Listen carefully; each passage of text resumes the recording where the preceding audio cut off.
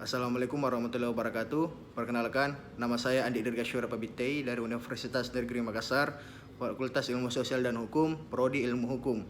Jadi pada kesempatan kali ini saya akan menjelaskan mengenai konsep pembentukan peraturan perundang-undangan di Indonesia.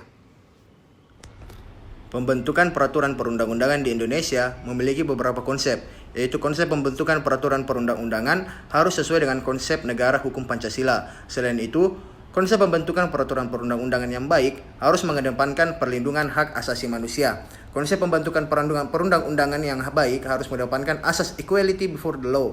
Konsep pembentukan peraturan perundang-undangan yang baik harus sesuai dengan asas-asas pembentukan peraturan perundang-undangan yang telah ditetapkan sebelumnya oleh undang-undang. Untuk selanjutnya, konsep pembentukan peraturan perundang-undangan dibentuk oleh pemegang kekuasaan yang sah yang dipilih oleh rakyat secara demokrasi.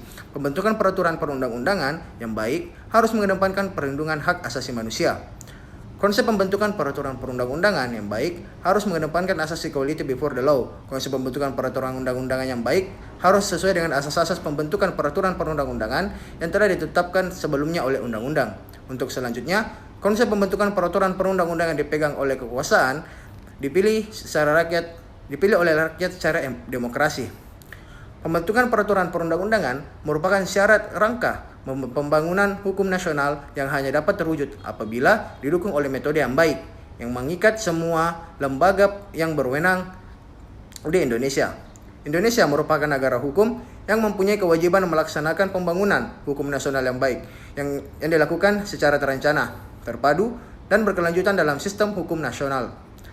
Konsep pembentukan peraturan perundang-undangan di Indonesia meliputi beberapa konsep, yaitu konsep pembentukan peraturan perundang-undangan dengan konsep negara hukum Pancasila. Selain itu, konsep peraturan perundang-undangan merupakan cara utama penciptaan hukum. Peraturan perundang-undangan merupakan sendi utama sistem hukum nasional di Indonesia. Selain itu, peraturan perundang-undangan merupakan instrumen yang sangat efektif dalam pembaruan hukum atau law reform karena kekuatan hukumnya yang mengikat dan memaksa. Politik hukum yang mempunyai peran yang sangat penting dalam pembentukan peraturan perundang-undangan dan hukum nasional di Indonesia.